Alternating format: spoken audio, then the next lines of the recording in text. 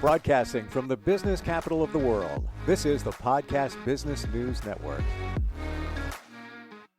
And welcome back, everybody. He is a guy that helps people do their own audiobooks. Like literally, you do it yourself. If you're an author of a nonfiction book, he can coach you right through that whole thing. We're going to talk about that today, but also talk about time management as it applies to that, but just in general, how you can better manage your time, have time left over to do things you really want to do, and just feel better, not all stressed out. He's Robert Lane from Robert Lane Coaching. Welcome back, Robert. How are you? Good to be back, Steve. Time management. Oh yeah, that is a good one because, people talk about work-life balance. How do you get work-life balance? And time management is the major factor on creating true work-life balance. So yeah, good topic to dive into, especially when recording your audiobook, because that is one of the excuses that I hear, and it is an excuse. I don't have enough time. I just don't have enough time to do it. So my first question is, well, did you have time to write and publish your book in the first place? The answer, of course, is yes. Of course you did. Well, the same applies for doing an audiobook. But we do fall into time management traps that create barriers that keep us from moving forward, in our business, as an author, and just in life in general. So I thought talking about some things that you can do to help manage your time would be a great thing. Again, not only for people who are recording their own audiobooks, which you can definitely do, but just in general. Yeah. I struggle with it.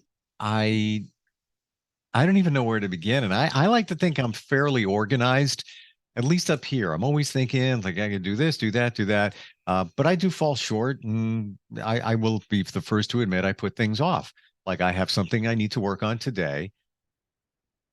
I just not into it. And I know I got to get it done. And it's going to take some work. And it's kind of just regurgitating what I've done already in a different format. And I'm not looking forward to it, but I got to get it done. And I shouldn't look at it that way. But where do we begin with this whole time management thing? Right. So, one of the first things that I tell my clients when they enroll in the audiobook coaching program is, what days and times are you dedicating to work on your audiobook? And I have them actually write out, whether it's Monday through Friday. I work best, either early mornings, so like from 6 to 7 a.m. in the morning is my best recording time. Or maybe it's, late at night or whatever the time is. Let me know, because I have them write it out. They send me their schedule, and I hold them accountable for keeping that time, because that time is a non-negotiable time, which means that if something comes up, whatever comes up has to work around that time that you dedicated to work on your audiobook and do your narration, because that is a non-negotiable time. So having boundaries basically is one aspect of making sure that things that you need to get done are going to get done. And I mean, think of it this way. How many hours are in a day? 24 hours in a day. We have the same amount of time every day, all of us. Wherever you are around the world, it's 24 hours a day. Now, what separates somebody who is super successful from somebody who is struggling? And it's time management, because people who are successful know how to budget their time, manage their time, dedicate time to do certain things, not waste time doing things that end up just being busy work. But is it moving your business forward? Is it helping you, for example, as an author? Are you doing things to promote your author brand that's moving your author business forward? Or are you just doing busy work? So there's a difference. There's a big difference. How do you prioritize your time? That is a good question. Prioritizing is a great thing. I do with what I teach is, and it's funny because I do have a chapter in my book called about time management. It's like you can be a manager of time, and it goes over these techniques that we're going to talk about today on how to manage your time. But to-do lists. Let's talk about to-do lists. I'm notorious for creating a to-do list that ends up being, 30 things, like my to-do list would be like looking like this, which is insane. I got a whole thing Whoa. written down. And I think I'm looking at, post-it note of stuff here. Yeah. Another, sub post-it note of things that are, floating out there, but this is the priority list for today. Right. Right. So we're all over the place. Right. And I get it. We have a lot of things to do. Now there is a method to doing this that will help you organize and really consolidate the things that what are important, prioritize what are important and things that are not important. So the first thing you can do is a brain dump. So that list is like a brain dump, just writing, just things that you need to do. And you just make your list. You write it all out just to get it out of your brain. So it's down there on paper. Okay. Yep. Now you see it. Okay. So now you can organize. So pick the top 5 things, no more than 5 things that you need to accomplish for that day. And you write them out or extract them from your list and put it aside. It's like, these are the 5 things that I need to accomplish. Mm-hmm. Now, whatever is the hardest thing that you need to do, you need to accomplish that first. Well, I got to go now. So, well, there you go. No, this is more important than the thing I have to do, but it's like that thing keeps getting stacked down. I'm like, yeah, it's waiting out there. Let me just return some emails. I'd rather do that. I feel like I'm making progress over here. Right. Yeah, you're right. Get it out of the way, knock it off the list, and then the other stuff I feel fall into place, maybe.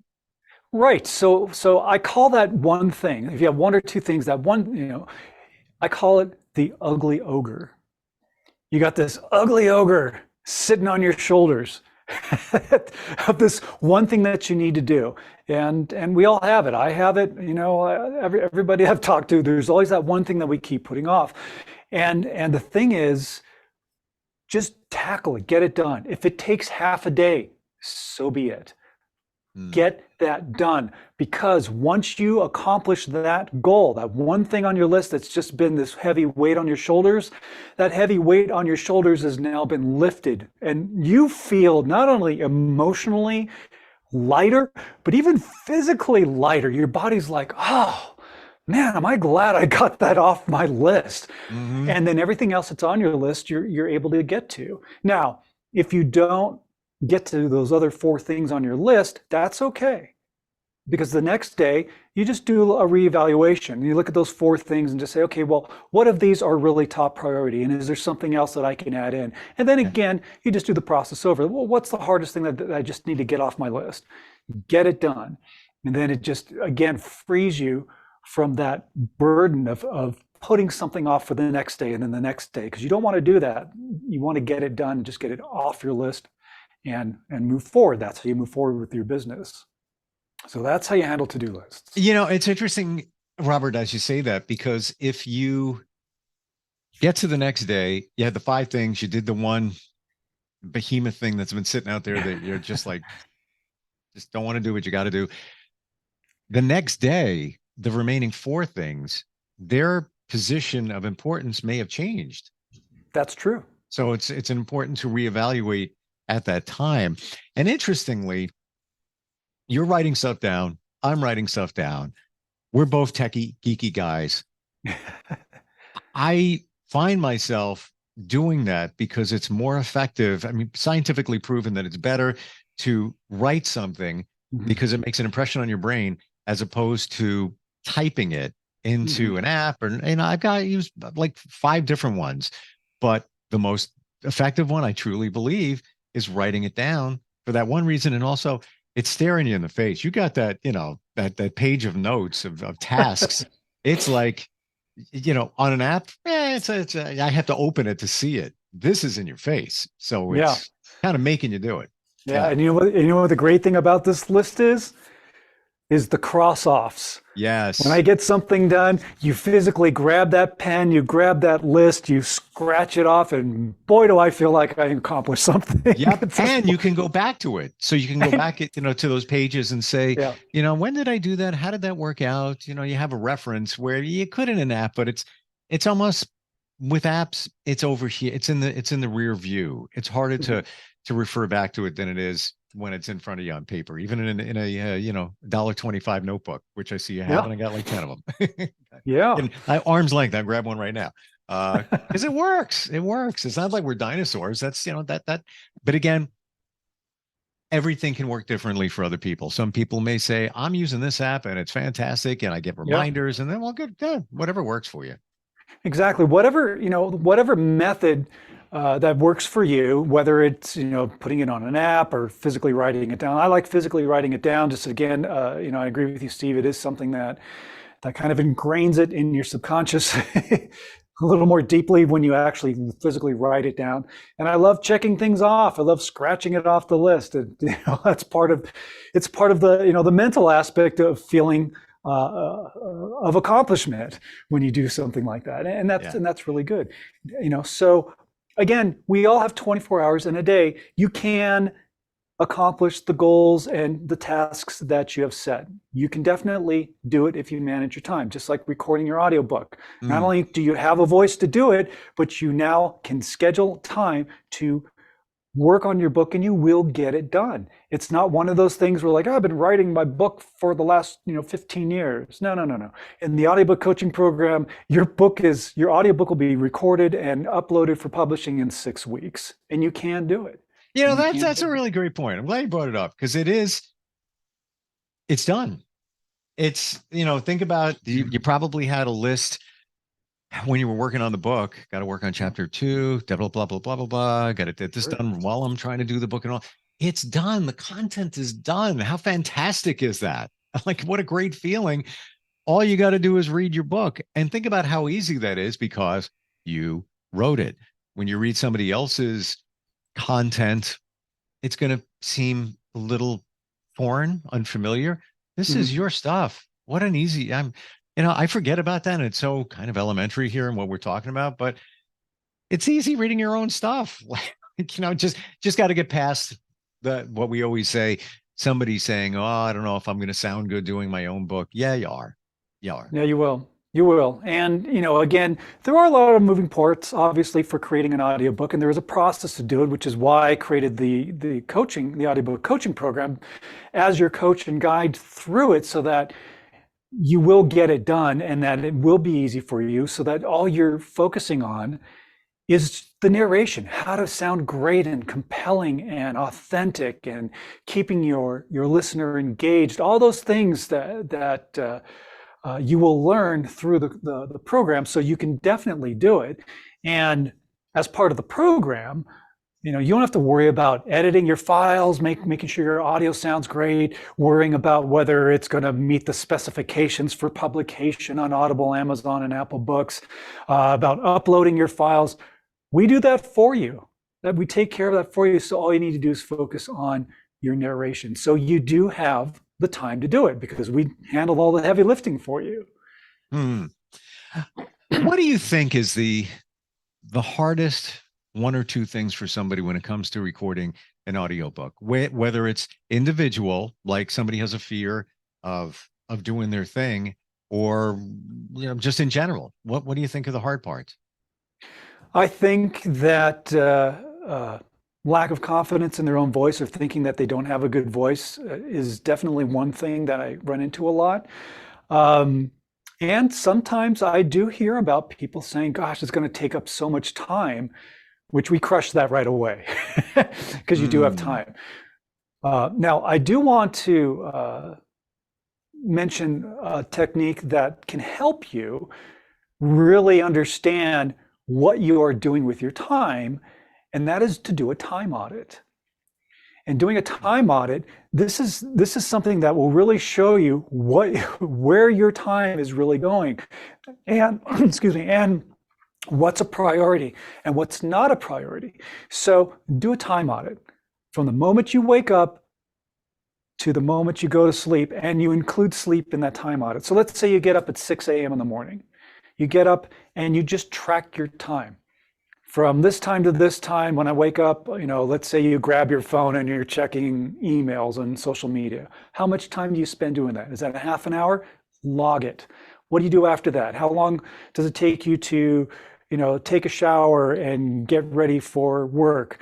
How much time are you spending eating breakfast? How much time do you spend going to work if you have to drive to work? You log everything. What am I doing at work? What do I do at lunchtime? How long do I spend at lunch? How long does it take me to get back home? What do I do when I get home? Do I watch TV? Am I firing up, Netflix? Or what am I doing? Right? You log everything, and then you log how much time you sleep. Well, you do this for 3 days, at least 3 days. Keep a log of everything that you do. Now you have data. So now you can go back and you can look at everything, and it's like, wow, I didn't realize that I spend, 2 hours a day on social media. I didn't realize that I spend 3 hours every evening watching, Netflix or Hulu or streaming on TV or just, watching a football game or whatever it is. These are very important data points, because now if I cut back on my social media time, I could be spending, instead of I'm on 2 hours, maybe I'm on 1 hour on social media. So now I have an hour of time that I can dedicate to working on my audiobook, or promoting my book as an author, or trying to book speaking engagements, or trying to get myself booked on podcasts, or whatever it is that you can do to promote yourself as an author. That's your brand. Whatever things that you can do to promote yourself or to move your business forward, you can. And now you just grabbed an hour of time that you thought you didn't have. Now you have it. So you get to really see where your time is being spent and how you can reprioritize your time and focus more on your business and still achieve true work-life balance. You're not going to work yourself to death. You still will have, me time and chill time and, watching TV time. That's all great. You have to have that balance. But if you're spending too much time doing one thing or another, grab that time back, apply it to your business. Now you're being more efficient with your time. It's a great reminder, because I think for all of us, we're doing stuff that we don't realize how much it adds up. I'm not a big fan of sitting around and looking at TikTok reels. Same thing with Snap. Do I do it? Even on Facebook and Instagram. Do I do it from time to time? Yeah. I'll get sucked in. I'll watch a few. I'll betcha if I really was more mindful of it. Now I know people, friends that sit there for hours in bed scrolling around. I'll bet you if I track the time on a random night, I'm probably throwing away, if you added it all up, probably 45 minutes of just sitting there. Maybe I'll come back to it, do something else, come back. I'm just sitting, oh, that's interesting. Probably easy 45 minutes right there. And I think that's on the low end when you look at what some others time they're spending. Sure. If they enjoy it, it gets them out of their head, whatever, then that's fine. But if you're trying to carve time out of your life and you don't have time for certain things, like recording an audiobook, maybe there's some things there that you're doing that you're just wasting time or using more time than you thought that you would, right? Right. And again, setting boundaries and non-negotiables with your time is huge. So if you're, let's say, doing, even if it's 5 days a week, an hour a day, I'm going to work on my audiobook. Of course, you're going to get it done within that 6-week period of the audiobook coaching program. Absolutely. Absolutely. You will get your book done. And that's accounting for, redos and mistakes and, maybe stepping away for a while because maybe you're just not, in the right frame of mind. All those things come into play. So, I'll give you an example in regards to what it takes time-wise to record an audiobook. So let's say you have a book that's 40,000 words. Okay. Uh, an average word count per hour is roughly 9,300 words in an hour. So divide that into 40,000, you get 4.3 hours. That's how long your audiobook will be. Now, double that time for recording, for doing the actual recording. So now you're at, 8.6 hours of recording, of actual recording time for a 40,000 word book, roughly. We're going to, give or take. It might take a little longer, which is fine because there's plenty of time. That's why you can get this done in a 6-week program. There's no reason why you can't. I immensely respect you. But after those numbers that you just gave, you go through all that audio. So for one book, you're listening to, in that one example, 4.5 hours of audio that you're editing and putting in files and uploading it to all the major platforms. Wow. That's amazing. And that's a lot of work on your end, but that's what you do. And we've talked before about getting others that just use programs to comb through and clean up the audio and all. No, you're listening to every single word, every Absolutely. word to see if there's maybe something that didn't sound right or an audio issue, or maybe somebody's talking and then they kind of turn their head and they came back here, or whatever it might be. Just so it is literally, and I really mean literally, perfect when it's got, uploaded to all the major platforms. That's huge. It's like you're somebody's audiobook producer, engineer, coach, tech person, because you provide all the equipment up front with that is Yeah. yours to keep. Yeah. Where are you going to find that? I don't know. I don't have an answer. If somebody came to me and asked me that, I would say I can't help you with that. Call Robert because he does it all. Really mean that. I wouldn't Yeah. even know where to refer somebody for all of that. So if you spend, let's say, 9 hours total, 9 or 10 hours recording your audiobook, that you may think that's a lot of time, but as your audiobook coach and editor and producer, I average roughly, and this is an average, give or take, could be, more or less, about 40 hours I spend on each book editing. Wow. Because I comb through that I go through with a fine tooth comb. If I hear something, a mouth noise or anything that I feel that catches my attention, even if maybe the general public wouldn't even hear or catch, I caught it. Yeah. And if I catch it, I'm going to fix it. Well, And that's what you do. That's how meticulous you are when it comes to all of this, Yeah. because you care that much. You want to make sure that it sounds great, because you know what? Let's be honest. It's also your reputation on the line, the same as the authors. So you want to make sure that everything sounds fantastic. Wow. Yeah. I knew there was a lot of work because I'm involved in audio. I get that. I didn't realize it was that much, that you're listening to, with very astute plugged in ears. It's not just, you sit back here. It's like you're listening for an issue. You don't want to Yeah. find one, but when you do, you fix it and then you move on. But even fixing it could take some time. There could be, all of a sudden a hum comes in, or there's, let's say the author didn't realize it and there was a lawnmower that drove by. And maybe you right. have to use a technique called gating or whatever to, to drop that out and bring it back. Or worst case scenario, suggest that the person re-records that section. Yeah, and I will have them re-record something if there's a leaf blower or an airplane flies by or a Big Mac truck or or something. And if the author didn't notice it and kept on going, but if I notice it and it's something that is substantial, I will tell them you need to recut, this paragraph or this sentence, and all they need to do is just send me that little section. I'll pop it in and it'll be fine. But yeah, it's I care about my clients.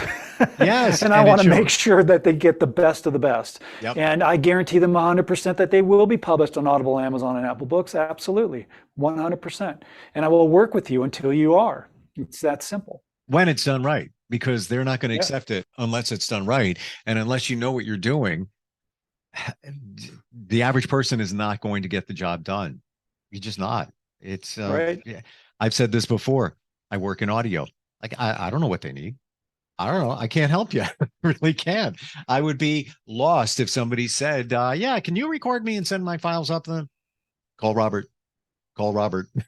That's all I got. How do we reach you? How do we start the process? You call Robert. There you go. That's what you do. It's, really, before I sign anybody up into my audiobook coaching program, which is called Your Book, Your Voice, go to my website at robertlanecoaching.com and book a call with me. My calendar link is all over the place. There's buttons all over the place for you to just book a call because I want to talk with you first.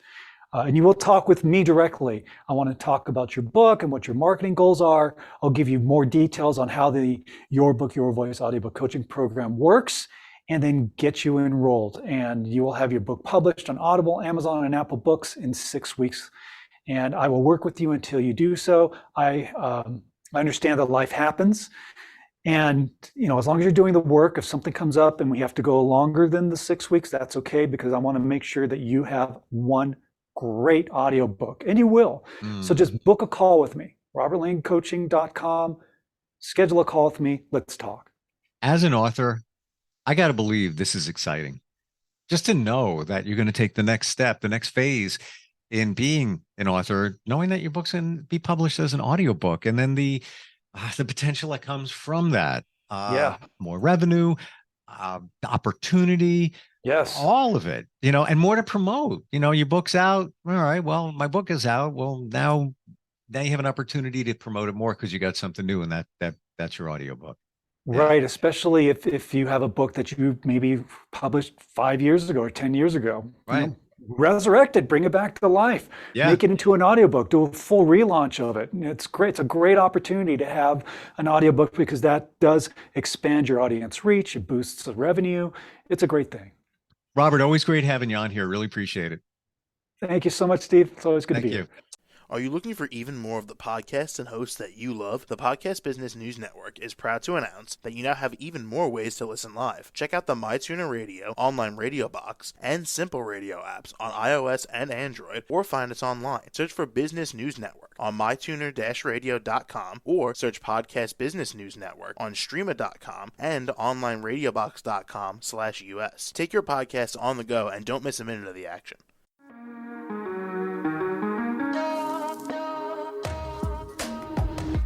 Broadcasting from the business capital of the world, this is the Podcast Business News Network. For nearly 2,000 severely injured veterans, everyday life has become filled with barriers.